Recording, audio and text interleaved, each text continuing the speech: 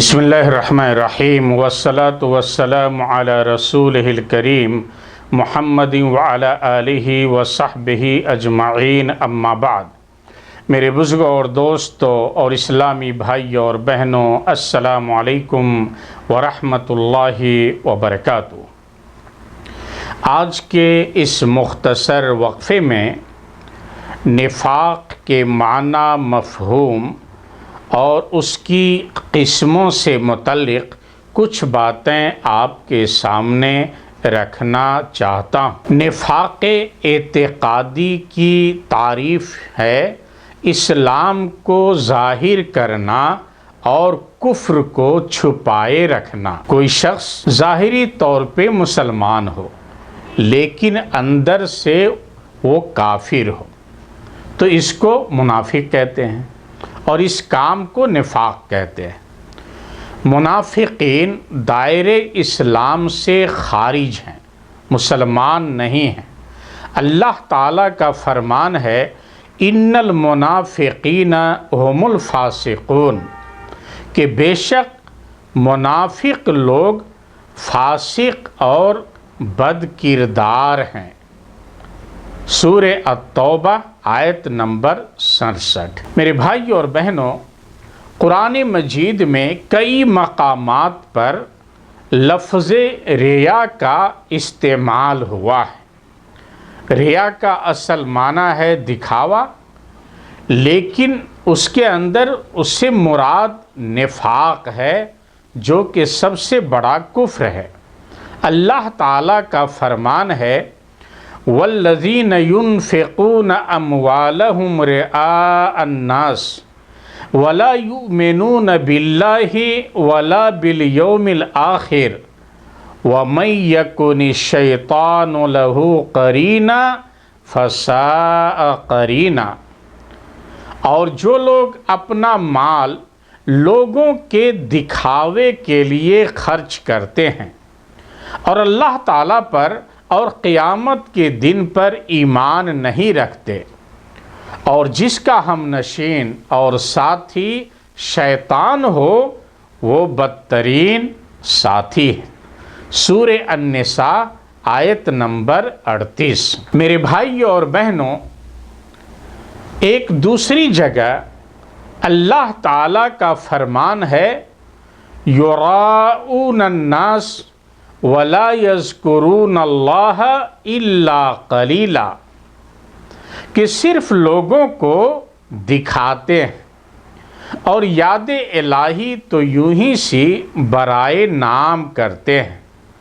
سورہ النساء آیت نمبر 142۔ ایسے ہی اللہ تعالیٰ کا فرمان ہے كَالَّذِي يُنْفِقُ مَالَهُ رِئَاءَ النَّاسِ وَلَا يُؤْمِنُ بِاللَّهِ وَالْيَوْمِ الْآخِرِ فَمَثَلُهُ كَمَثْلِ صَفْوَانَ عَلَيْهِ تُرَابٌ فَأَصَابَهُ وَابِلٌ فَتَرَكَهُ صَلْدًا لَا يَقْدِرُونَ عَلَى شَيْءٍ مِّمَّا كَسَبُوا وَاللَّهُ لَا يَهْدِي الْقَوْمَ الْكَافِرِينَ، کہ جس طرح وہ شخص جو اپنا مال لوگوں کے دکھاوے کے لیے خرچ کرے اور نہ اللہ تعالیٰ پر ایمان رکھے اور نہ قیامت پر، اس کی مثال اس صاف پتھر کی طرح ہے جس پر تھوڑی سی مٹی ہو، پھر اس پر زوردار بارش ہو اور وہ اس سے بالکل صاف اور سخت چھوڑ دے۔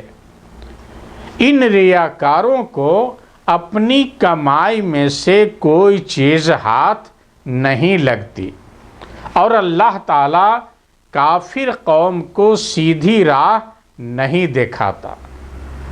سورہ البقرہ آیت نمبر 264۔ میرے بھائیوں اور بہنوں، نفاق کی دو قسمیں ہیں۔ ایک ہے نفاق اعتقادی اور دوسری قسم ہے نفاق عملی۔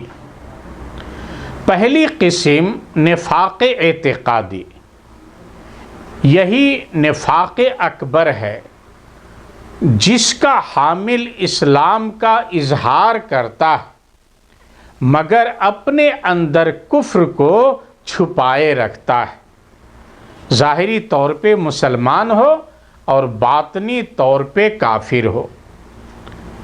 اور میرے دوستو، جس کے اندر نفاق اعتقادی ہو جائے تو اس کے اندر بہت ساری بری چیزیں داخل ہو جاتی ہیں، جیسے نبی صلی اللہ علیہ وسلم کی تکذیب کرنا، نبی صلی اللہ علیہ وسلم کی لائی ہوئی شریعت کو جھٹلانا، نبی صلی اللہ علیہ وسلم اور آپ کی شریعت سے نفرت کرنا، دین اسلام کی پستی کا ارادہ رکھنا اور اس کی نصرت کو ناپسند کرنا وغیرہ۔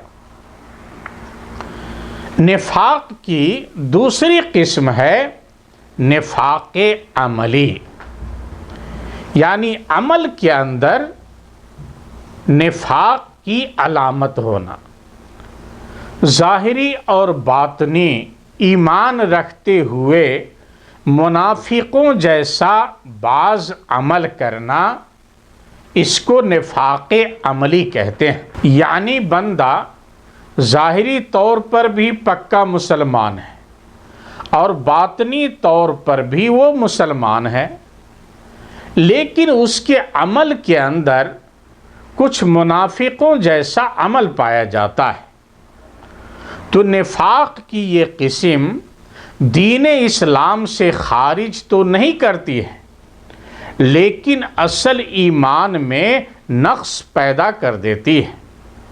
حضرت عبداللہ بن عمر رضی اللہ تعالی عنہ سے مروی ہے کہ نبی صلی اللہ علیہ وسلم نے فرمایا، جس میں 4 خصلتیں پائی جائیں گی وہ خالص منافق ہو جائے گا، اور جس میں ان 4 میں سے کوئی ایک خصلت پائی جائے اس کے اندر نفاق کی ایک خصلت مانی جائے گی، یہاں تک کہ وہ اسے چھوڑ دے۔ نمبر 1، جب اس کے پاس امانت رکھی جائے تو خیانت کرے۔ نمبر 2، جب بات کرے تو جھوٹ بولے۔ نمبر 3، جب عہد کرے تو توڑ دے۔ نمبر 4، اور جب جھگڑے تو گالیاں بکے۔ یہ صحیح بخاری اور صحیح مسلم کی روایت ہے۔ میرے بھائی اور بہنوں، اسی طرح حضرت عبداللہ بن عمرو سے مروی ہے کہ نبی صلی اللہ علیہ وسلم نے فرمایا، جس شخص میں 4 خصلتیں پائی جائیں گی وہ خالص منافق ہو جائے گا، اور جس میں ان 4 میں سے کوئی ایک خصلت پائی جائے اس کے اندر نفاق کی ایک خصلت مانی جائے گی، یہاں تک کہ وہ اسے چھوڑ دے۔ نمبر 1، جب بات کرے تو جھوٹ بولے۔ نمبر 2، جب وعدہ کرے تو پورا نہ کرے۔ نمبر 3، جب عہد و پیمان کرے تو توڑ دے۔ نمبر 4، اور جب جھگڑے تو گالیاں بکے۔ یہ صحیح بخاری اور صحیح مسلم کی روایت ہے۔ اس سے واضح ہو گیا کہ جس میں یہ خصلتیں پائی جائیں گی وہ خالص منافق ہو جائے گا، کیونکہ یہ منافقین کی بری خصلتوں میں سے ہیں۔ ایسی ہی مسجد جا کر جماعت کے ساتھ نماز ادا کرنے میں سستی اور کاہلی کا مظاہرہ کرنا بھی نفاق عملی ہے۔ لہذا ایک مومن کو چاہیے کہ ان گندی صفتوں سے، ان گندی چیزوں سے دور رہنے کی ہر ممکن کوشش کرے، تاکہ نفاق عملی کا مرتکب نہ کہلائے۔ اللہ تعالیٰ سے دعا ہے کہ اللہ تعالیٰ ہم سب کو سچے پکے مومن بنائیں اور منافقین کی علامتوں سے اللہ تعالیٰ ہم سب کو بچائے اور دور رہنے کی ہمیں توفیق عطا فرمائے۔ والسلام علیکم ورحمۃ اللہ وبرکاتہ۔